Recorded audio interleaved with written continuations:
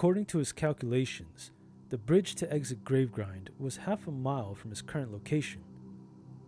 It was a straight run, however, with rogue thinkers crawling all over the place, that straight run would turn into a labyrinth. Roderick Lagos checked the map on his phone. There was no cover. If things went south, he was doomed.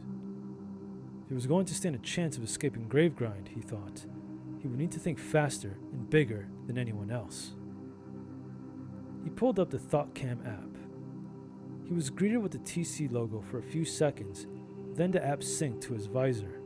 The words "Ready to Capture" appeared across his visor screen and faded. His phone rang. It was Emily. "Were you able to get the chronodem?" Roderick patted his messenger bag. "I got it." "Good. We'll meet you at the end of the bridge." "Sounds good." Roderick paused. There's a lot of rogue thinkers in the area." "So what?" "Look, in case I don't make—" "Shut up, Lagos. You'll make it," Emily snarled. "Your mind is the most imaginative mind I know, next to mine, of course. You'll make it." Roderick chuckled. "Well, it's good to know someone cares about me." "This isn't personal, Lagos. You keep telling yourself that." "Oh God. I'll see you in a few." Roderick inched his way toward the edge of the building he'd been using as cover and carefully peeked over his shoulder.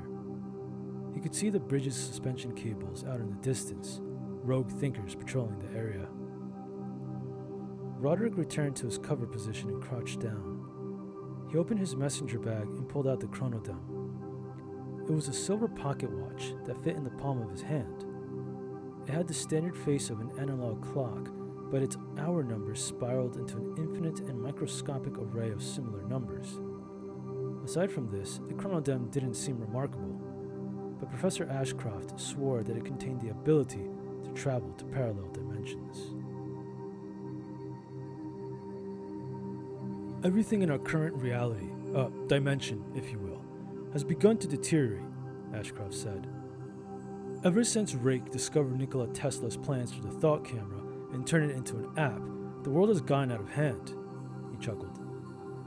"On the one hand, it has gotten people to start using their heads more in terms of being imaginative. However, on the other hand, it has turned the world into a war zone with all the creatures and objects this app projects into reality." "But they're just projections, Professor," Emily said. "How is it possible for these shadows of the mind to cause any damage at all in our reality?" "Physics, Miss Laskari."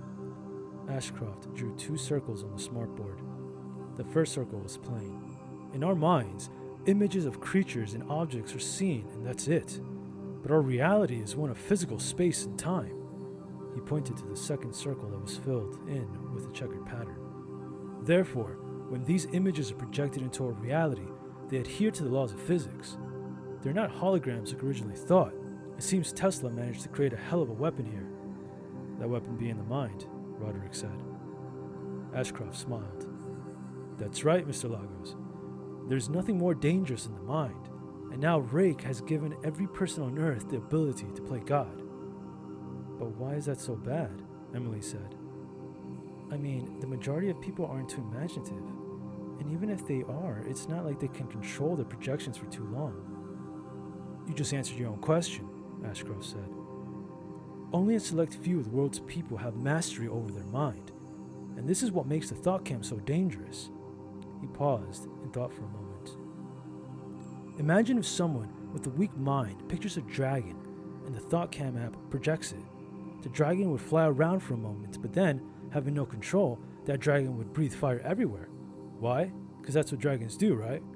And now, the dragon breathes its flames and burns down an entire neighborhood before the mind operative loses control of the image and it fades." Ashcroft showed several slides of crumbled cities and torn towns. "I can't believe we lost New York City to an app," Roderick said. Emily shook her head. "We've lost the world, Lagos, literally. Now our world is nothing but ruins."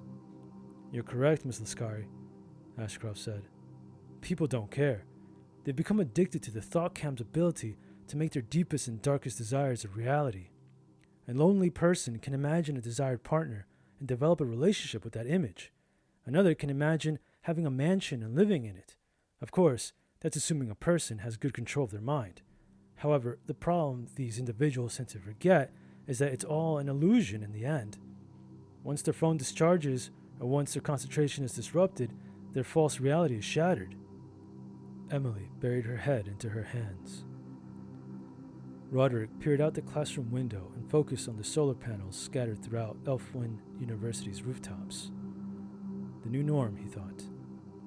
He then focused on Emily. Like him, she wanted to escape the new reality they lived in. A world ruled by an app. So many lives lost to it. He remembered how a group of rogues almost killed him a year ago, if not for Emily and her quick-witted imagination. He couldn't believe she agreed to partner up with him since then. He owed her his life, and he was going to make sure he repaid her by getting her out of the decadent reality they were forced to live. But how, he thought. It can't be stopped, he said. Rake is paid by millions of its users to continue to power the app, the world. The rest of us have to depend on self-power like the university's solar panels. Yes, that's right. Ashcroft erased the board and drew another circle. In the middle of the circle, he drew a spiral. But there is a way we might be able to escape this reality. Emily raised her head. How's that? With an invention a colleague of mine, Dr. Lauren Kane, created. Ashcroft took off his glasses and rubbed his eyes. Dr. Kane was able to forge a silver chronograph with the ability to traverse into other dimensions. Unfortunately, Dr. Kane met her end at the hands of rogue thinkers. But her device, the chronodem, should still be in her lab in Gravegrind. If we can get our hands on it, then we have a chance of escaping this reality. Wait, is that really possible? Roderick said. Can we actually jump into another dimension? Ashcroft nodded. Dr. Kane was a brilliant physicist. I'm confident she figured out how to open the doorway into another dimension. So that's why you called us, Emily said. You want us to retrieve it? Yes, that's right. Of all the ThoughtCam users, you two have the best imaginations, at least from what my research has shown, and you work well together. Emily and Roderick smiled at one another. So, you'll retrieve the chronodem and together we'll leave this dimension. Ashcroft pulled up a map of Gravegrind on the smartboard. Now, let's review the town of Gravegrind and come up with a plan. Roderick put the chronodem into his messenger bag. He heard the rogue thinkers whistling codes to each other in the distance. At that moment, Roderick regretted the fact he allowed a couple of rogues to get the drop on him back at Dr. Kane's lab. They overheard his conversation with Emily about the chronodem, and it was his fault. Now the rogues wanted it. He shook his head and started for the bridge. He threw his hood on in the hopes the rogues thought him one of their own. However, Roderick found this was wishful thinking. The rogue thinkers told him to stop where he was or they'd shoot. One of the rogue thinkers approached him. He was wearing a hood as well, long blonde hair draped over his chest. What do you call yourself? The rogue said. Roderick.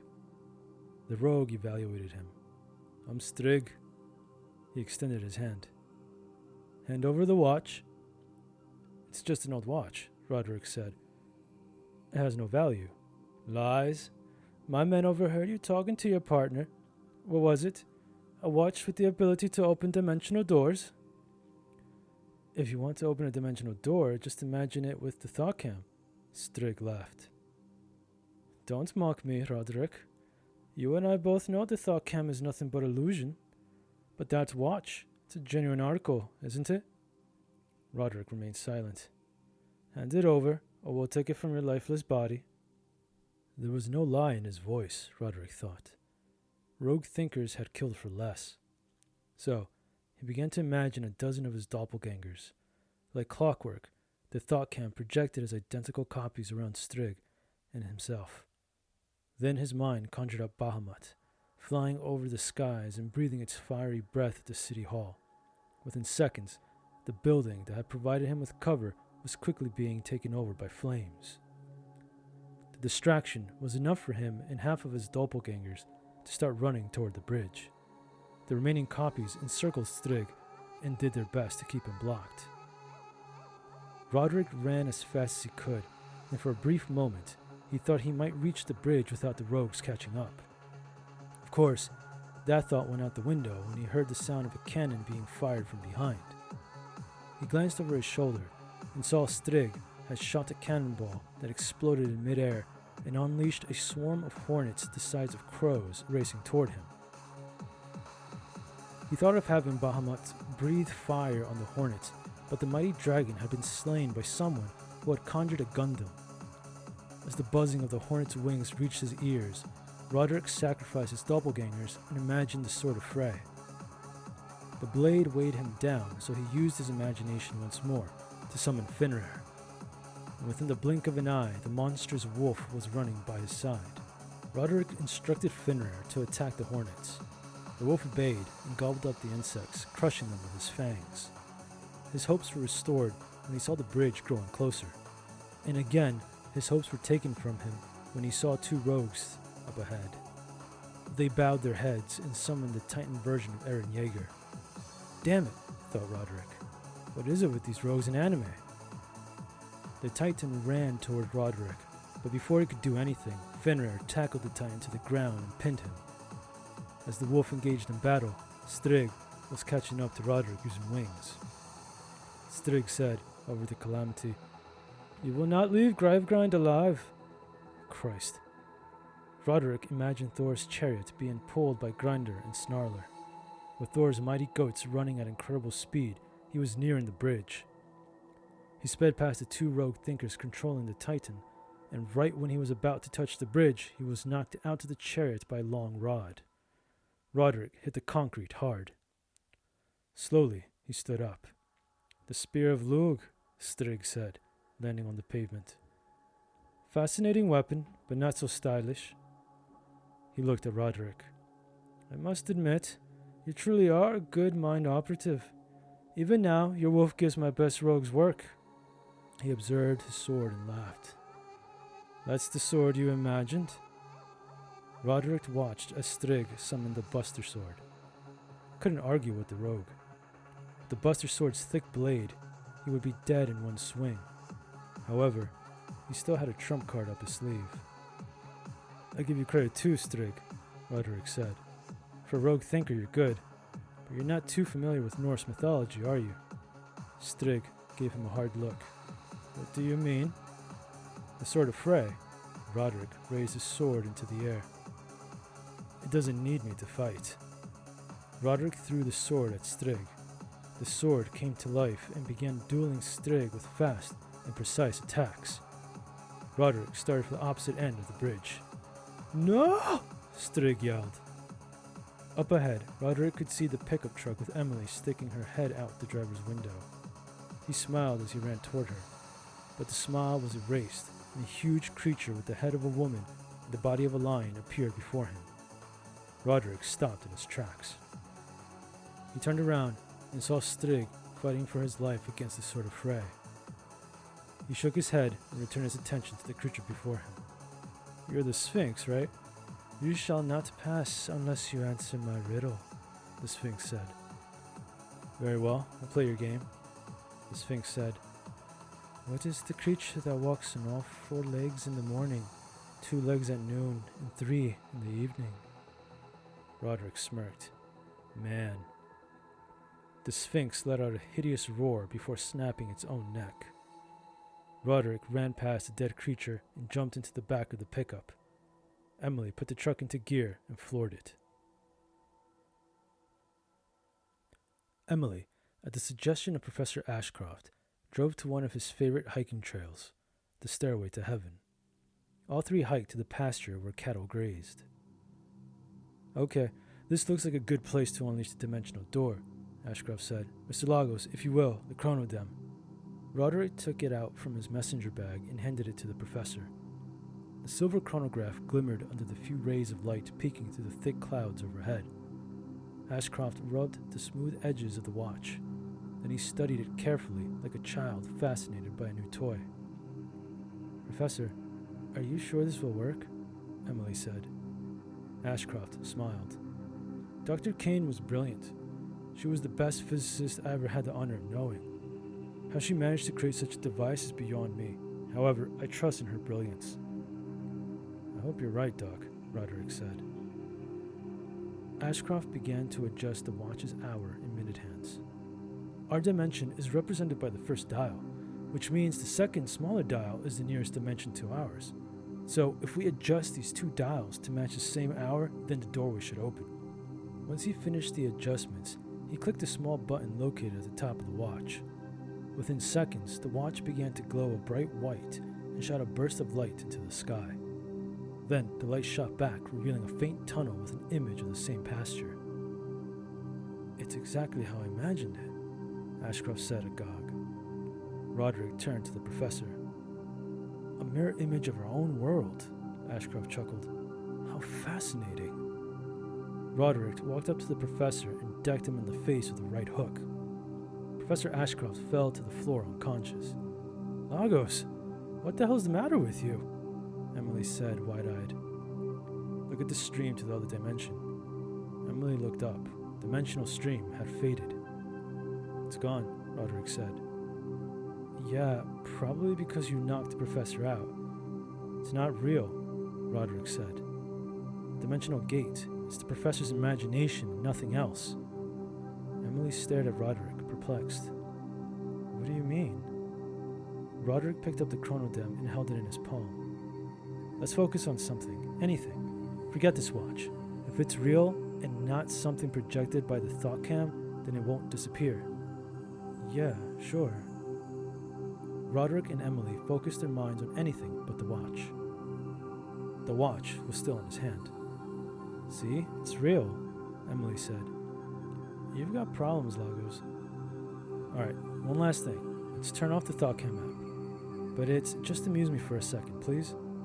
Emily sighed. Fine. They both took out their phones and shut down the app. Emily searched the professor's pockets for his phone and shut it down. In the instant their apps were off, the chronodem vanished into thin air. No, it can't be, Emily said. I knew it, Roderick cursed. It was just a thoughtful illusion. But how? Think about it, Roderick began. The professor spoke about this watch. He described it to us. None of us had the thought cam open then, and he told us where it would be, Dr. Kane's lab. I already had it in my mind. All of us did. And the stream we just witnessed, Emily said, it was what the professor imagined. She looked up at the cloudy sky. Damn it! We're stuck here. Roderick stood next to Emily. It's all right. We're still together. He paused. We'll find another way out of this reality. Emily nodded. Sure, you're right. She looked down at the professor. What do we do when he comes around? Tell him the truth. It's going to shatter his ego. Emily shook her head. And afterwards?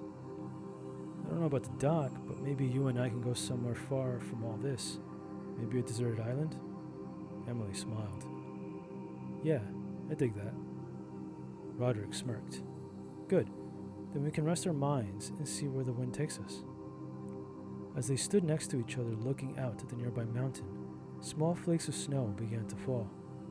Roderick grabbed Emily's hand and tightened his grip. She pulled herself closer to him.